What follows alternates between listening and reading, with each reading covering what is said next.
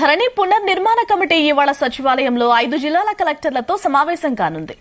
రంగారెడ్డి, సిద్దిపేట, వరంగల్, ఖమ్మం, నిజామాబాద్ జిల్లాల కలెక్టర్లను ఈ సమావేశానికి హాజరు కావాల్సిందిగా ఇప్పటికే వారికి సమాచారం పంపించారు.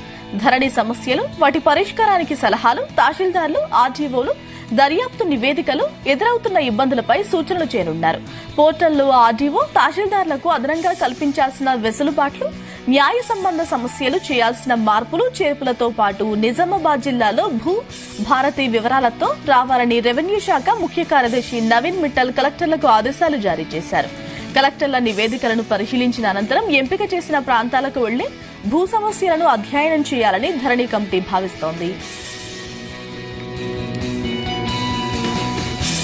ధరణి కమిటీ సచివాలయంలో రెవెన్యూ శాఖ మంత్రి పొంగులేటి శ్రీనివాస్ రెడ్డితో పాటు ముఖ్య కార్యదర్శి నవీన్ మిట్టల్ తో ప్రత్యేకంగా సమావేశమైంది.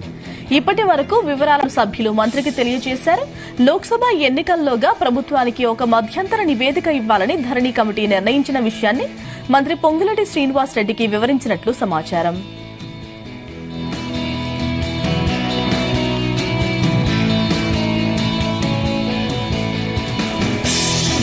దీనికి సంబంధించిన డీటెయిల్స్ తెలుసుకుందాం. మా ప్రతినిధి శ్రీచరణ్ అడిగి. Sricharan, good morning Gayatri. ఈ రోజు ఉదయం 10:30 సచివాలయంలో ధరణి సమస్యలపై అధ్యయనంలో భాగంగా రంగారెడ్డి, సిద్దిపేట, వరంగల్, ఖమ్మం, నిజామాబాద్ జిల్లాల కలెక్టర్లతో కమిటీ సమావేశం కానుంది. దీంట్లో సిసిఎల్ఏ కమిషనర్ తో పాటు revenue principal secretary Naveen Mittal తో పాటు మంత్రి కూడా ఈ సమావేశంలో ఉంటారు. ప్రధానంగా నిన్న ఒక సర్కులర్ ఇష్యూ చేశారు. ధరణికి సంబంధించింది 7 అంశాలపైన ప్రధానంగా ఈ రోజు చర్చ జరగనుంది. దాంట్లో ప్రధానంగా నెంబర్ 1 వచ్చేసి problem and issues in Dharani, and number 2 is check list if any on the process to be followed, and తర్వాత 3వది వచ్చేసి issues related to enquiry report. MRO కానీ ఆర్డీఓకి సంబంధించి ఏమైనా ఇష్యూలు ఉంటే రిపోర్టు ఇక్కడ ఎంఆర్ఓలతో పాటు ఆర్డీఓలతో తెప్పించుకోవడము. అలాగే issues related to the legal frame work, అంటే న్యాయ నిపుణుల సంప్రదింపులతో పాటు ఏమైనా గైడ్ లైన్స్ కొత్త ప్రభుత్వం ఏమైనా గైడ్ లైన్స్ ఫ్రేమ్ చేసేటందుకు ఎలాంటి సమస్యలు ఉన్నాయి అని దాని మీద ప్రధానంగా చర్చ. అలాగే స్టేటస్ ఆఫ్ రికార్డ్ భూభారతి అనేది పర్టికులర్ గా ఇది నిజామాబాద్ డిస్టిక్ కి సంబంధించింది. అండ్ దానితో పాటు short term measures for Dharani redressal అని చెప్పేసి మళ్ళీ దాని మీద తాత్కాలికంగా ఎలాంటి షార్ట్ మెజర్స్ తీసుకోవాలి, తీసుకొని దానిపైన ఎలాంటి చర్యలు అనేది తీసుకొని ముందుకు పోవాలనేది కూడా ప్రధానంగా దీంట్లో ఈ సర్కులర్ లో principal secretary to revenue Naveen Mittal ప్రస్తావించారు. అయితే దీనిపైనే ఈ రోజు ప్రధానంగా సమావేశం జరగనుంది. అయితే ధరణి పోర్టల్ వివాదం చూసుకుంటే ధరణిలో మొత్తం దాదాపు 17 లక్షల అప్లికేషన్లు ఉన్నాయి.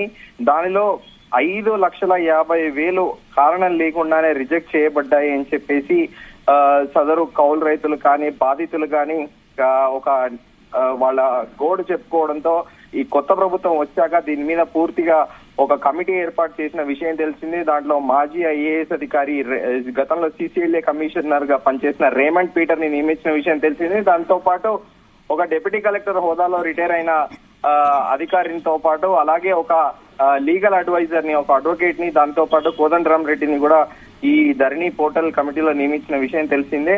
అయితే వీళ్ళు మొదటి సమావేశంలో 2 వారాల కిందట జరిగిన సమావేశంలో వీళ్ళు తేల్చింది ఏంటి అంటే ఈ కారణం లేకుండానే 5,50,000 రిజెక్ట్ చేయడము, ఇంకా 2,37,000 అప్లికేషన్లు పెండింగ్ లో ఉండడము, ఇవన్నీ కూడా ధరణి పోర్టల్ పనితీరుతో పాటు వివిధ మాడ్యూల్స్ లో వచ్చిన సమస్యలపైన ప్రధానంగా దృష్టి సారించినట్టు మనకు సమాచారము.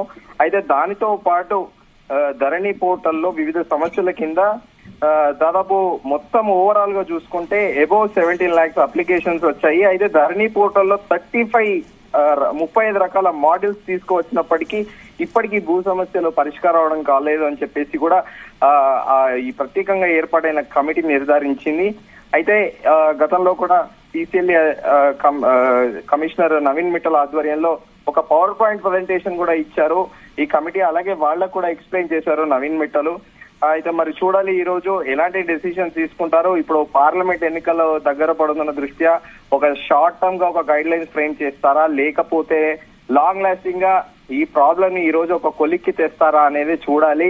ఇప్పుడు ఆ రిజెక్ట్ చేయబడ్డ అప్లికేషన్ లో దాదాపు 5,50,000 అంటే మామూలు విషయం కాదు. రాష్ట్ర వ్యాప్తంగా మొత్తము ఆ అప్లికేషన్లన్నీ మరి ఎలాంటి ప్రాబ్లమ్ సాల్వ్ చేస్తారు అనేది కూడా చూడాలి. అండ్ ఇంకొకటి ధరణి పోర్టల్లో ఏంటంటే మనము మాలో ప్రస్తావించుకున్నాము, గతంలో మాన్యువల్ గా ఎంఆర్ఓ ఆఫీసులలో రికార్డ్ అయి ఉన్న పహాని పుస్తకాల్లో అంటే రిజిస్టర్ అంటాము మనము ఫార్మల్ లాంగ్వేజ్ లో, ఆ రిజిస్టర్స్ లో మాత్రము పహానిలో అనుభవదారుడితో పాటు పట్టాదారు అనేది ఉంటుంది. అయితే గత ప్రభుత్వం ధరణి పోర్టల్ తీసుకొచ్చాక అనుభవదారుడు అనే కాలం తీసేసి కేవలం పట్టాదారు అని మెన్షన్ చేయడంతో ప్రధానంగా ఈ సమస్యలు వస్తున్నాయి అని చెప్పుకోవచ్చు మనము. అయితే గడిచిన కొద్దేళ్లుగా మోస్ట్ ఆఫ్ ది పబ్లిక్ అంటే పబ్లిక్ అందరూ కూడా సెమీ అర్బన్ అర్బన్ కి వలసలు పోతున్నారు వాళ్ళ పిల్లల చదువుల గురించి. దానితో కొంతమంది ఏంటంటే తమ భూమి గురించి పెద్దగా పట్టించుకోకపోవడంతో ఇప్పుడు గడిచిన 10 ఏళ్లలో తెలంగాణ రాష్ట్రం ఆవిర్భవించాక అకస్మాత్తుగా రాష్ట్రంలో భూమి రేట్లు విపరీతంగా పెరగడంతో మనం ఒక ఎగ్జాంపుల్ తీసుకుందాము. ఒక రూరల్ ఏరియాలో రాష్ట్ర ఆవిర్భావం ముందు యావరేజ్ గా ఒక 50,000 ఎకరానికి ఉండేది. ఈ రోజు రిమోట్ కంట్రోల్ ఏరియాలోనే దాదాపు 5 నుంచి 10 లక్షలు పలుకుతుంది. సెమీ అర్బన్ ఏరియాస్ లో దాదాపు 40 నుంచి 50 లక్షలు ఎకరానికి పలుకుతుంది. ఈ ల్యాండ్ రేట్లు పెరిగిన దృష్ట్యా కూడా ఇది ఒక ప్రధానంగా ధరణి పోర్టల్ సమస్యలు అనేటివి ప్రధానంగా సమస్యకు వస్తున్నాయి. అలాగే దీంతో పాటు గతంలో కూడా పలుమార్లు స్థానికులు ఎంఆర్ఓల పైన ఫిర్యాదులు చేసిన విషయం తెలిసిందే. ఓవర్ నైట్ ల్యాండ్ రికార్డ్స్ మారుస్తున్నారు, తమకు తెలియకుండా తమ భూమి వేరే వాళ్ళకి బదలాయిస్తున్నారు అని చెప్పేసి కూడా కొంతవరకు ఎంఆర్ఓల పైన కూడా గత ప్రభుత్వంలో అసహనం వ్యక్తం చేసిన విషయం తెలిసిందే ప్రజలు. అయితే ఒక ఎంఆర్ఓని ఏకంగా మనం ఆ ఉదంతం కూడా చూసాము ప్రత్యక్షంగా. ఒక ఎంఆర్ఓని సజీవ దహనం చేసిన విషయం కూడా మనం ప్రస్తావించుకోవాలి. అయితే ఈ భూ సమస్యల పరిష్కారం అనేది ఇప్పుడున్న ప్రభుత్వానికి ఇది ఒక పెద్ద టాస్క్ గా మనం భావించవచ్చు. గాయత్రి, శ్రీచరణ్, ఈ రోజు కమిటీ సమావేశం కాబోతోంది. ఆన్ సైట్ ఏమైనా చెక్ చేసే అవకాశం ఉందా, టాలీ చేసుకునే అవకాశం?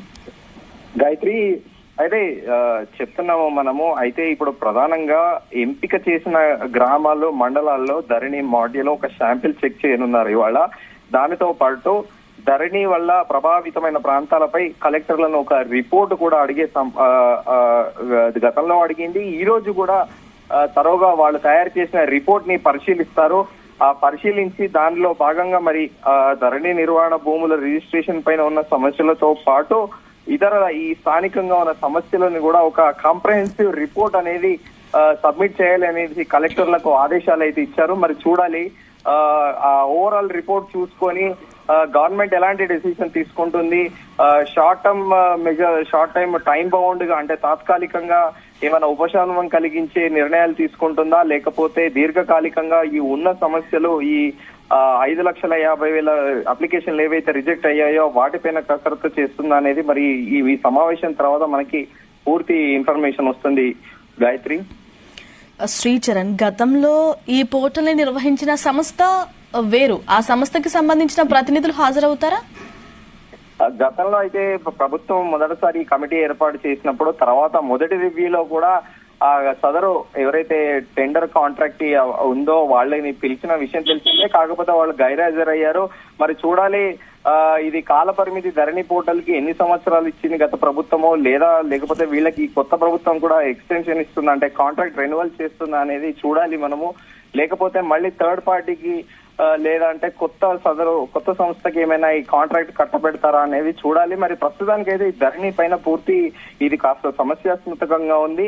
సో ఈ సమస్యను పరిష్కరించాలంటే ఈ గతంలో ఏర్పాటు చేసిన ఈ సదరు కాంట్రాక్ట్ ఎవరికైతే ఇచ్చారో వాళ్ళు ఖచ్చితంగా వాళ్ళు రావాల్సిందే అన్నట్టు కూడా ప్రభుత్వం చెబుతున్నట్టు మనకు విశ్వసనీయ వర్గాల సమాచారం. మరి చూడాలి వాళ్ళు వస్తారా, లేకపోతే వాళ్ళు ఓవరాల్ గా ఇప్పటి వరకు ఏమేమైతే రికార్డ్స్ మెయింటైన్ చేస్తారో, ఏ డేటా ఉందనేది గవర్నమెంట్ కి సబ్మిట్ చేస్తారా అనేది ఈ రోజు ఒక మనకి కొలిక్కి వచ్చే అవకాశం ఉంది. Gayatri, right Sricharan, thank you.